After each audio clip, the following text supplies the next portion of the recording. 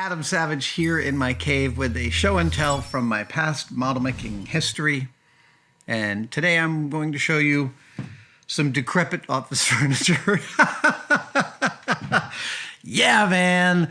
I was working on AI, artificial intelligence, famously a Stanley Kubrick script that he did a lot of pre-production on through the 90s. But never got around to finishing. And then after Kubrick died, shortly after Eyes Wide Shut came out, Steven Spielberg, who was a lifetime friend of Kubrick, they were great admirers of each other's works and great friends. The Kubrick family asked Spielberg to take up the reins of AI and direct it. And to be clear, I had actually, as a Kubrick fanatic and Spielberg fanatic, I had actually heard about AI in the early 90s because I had heard from someone who worked with Dennis Muren that Kubrick had asked him about some stuff he wanted to do that Muren said was not possible at that point in time. And then when Jurassic Park came out, Kubrick apparently called him again, and there were discussions about the art of the possible because of what they achieved on Jurassic Park. I've actually spoken to Muren a little bit personally about this. But suffice to say, in 99, I think, or 2000, AI got produced with Steven Spielberg directing, and Industrial Light and Magic did the models for it. And I was one of the main model makers on that shoot for the better part of a year. And let me just say, AI, first of all, holds up way better than I thought it did. I was a little disappointed when it first came out. I watched it recently. It's actually quite a powerful and moving film, and I am proud of the model work that I was able to participate in on that film.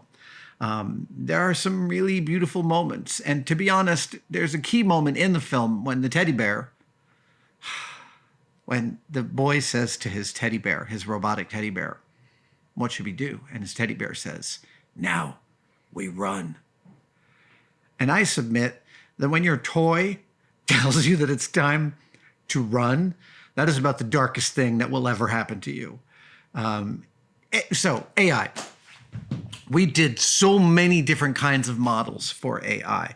We made detritus for underwater amusement park shots. I made an entire carousel that is still on display at Lucasfilm, but never made it into the movie. Specifically, if I remember, it didn't make it into the movie because it was so expensive to generate the CG kelp and seaweed that they had to scrap an entire motion control shoot for the carousel, which is sad because this is one of the very rare occasions in which I was told, build a carousel about 4 feet in diameter. That is the only axiom we're going to give you. No one has time to art direct this. Just make it from scratch. And I did, and I loved that set, but it didn't get used. Anyway, there are some scenes in submerged New York.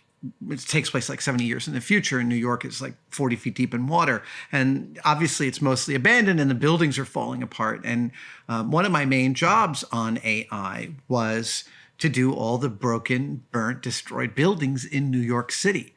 Aaron Hay, if I remember correctly, my friend Aaron Hay was supervising a group of model makers making buildings. So doing these long, normal office building brutalist facades like New York has tons of, and then giving me the buildings, and me and my crew would take those buildings and rip them apart and make them look all beat to crap.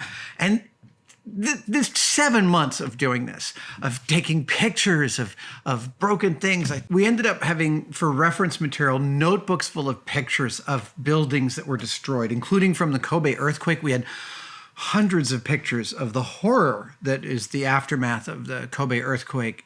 And we utilized all of that information in the destruction of these buildings. I remember one of the technologies I came up with was, there's a building that's like cracked in half with water pouring out of it. So you see all these concrete beams that are split apart.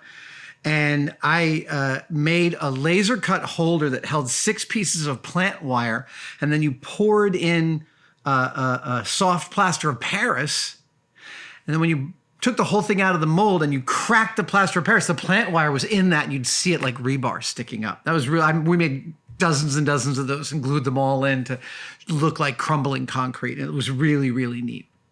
Now, most of those buildings, sorry about the jiggling, most of those buildings we built were in a very, very big scale, right? So a 60-story office tower might be 7 feet high. But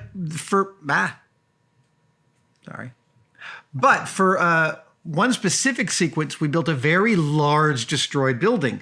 There is a sequence in which you see the copter that the kid is flying in with Jude Law, and you see it flying through New York, and then you basically follow it, but you're seeing it through a building. So you're passing by like a long floor of empty offices that are abandoned and weather beaten and destroyed. And you follow the copter on the other side of that. And this was done as a motion control shot where the copter was comped in later, but the set in the foreground was real, and it was 12th scale or dollhouse scale. And this is a remnant of that. And it includes some dollhouse things. For instance, we've got a computer keyboard that we found at a dollhouse supplier, a little phone, a little coffee mug, all those totally easy to find. The computer, also trivial, not a problem. The desk is modular. I made this to be cut out of 1/8 inch, give or take, 1/8 inch black acrylic. So you could tab and slot it together and assemble a whole bunch of desks really quickly. I think we made like 40 in a few hours. The toilet. We actually made slush casts of the toilets and then beat them up and broke them. That was really cool. But the two pieces of kit that I personally contributed, one was these fluorescent light fixtures. Here's one where you could see some of the glass, and here is the casting, right? So I made this as a single piece out of styrene. It only took me about 45 minutes. Sent it to the mold room. The mold room made castings of this, and then we added conduit and paint and weathering, and in some cases even broken glass. Nobody makes fake fluorescent fixtures, at least they didn't when we were making this movie. And perhaps the most important contribution, nobody makes a desktop. Again, sorry, I don't want to be absolute about this. When we were researching, we could find no one that made a desktop cage fan. And so, if you remember my show and tell of the radar dish from Space Cowboys, where I laser cut it flat and then slumped it into a form under a vacuum former heater, I did the same thing for these fans. And I think I made about 10 of these because they provided a tremendous amount of like high value detail as your eye went past. We were looking for things that you're like, oh, I know what that is. It's not just visual noise. It's actually got to be stuff. You've got to feel like you're in the space. And so we had this entire assembly line of buckets of each of these things, cast chairs, computer screens, the cage fans and the desks and everything. And then when it was time to dress the actual set, which was only one layer wide, I think it was about 10 or 12 feet long. A whole bunch of us just spent a day just assembling different versions of workspaces and things like that.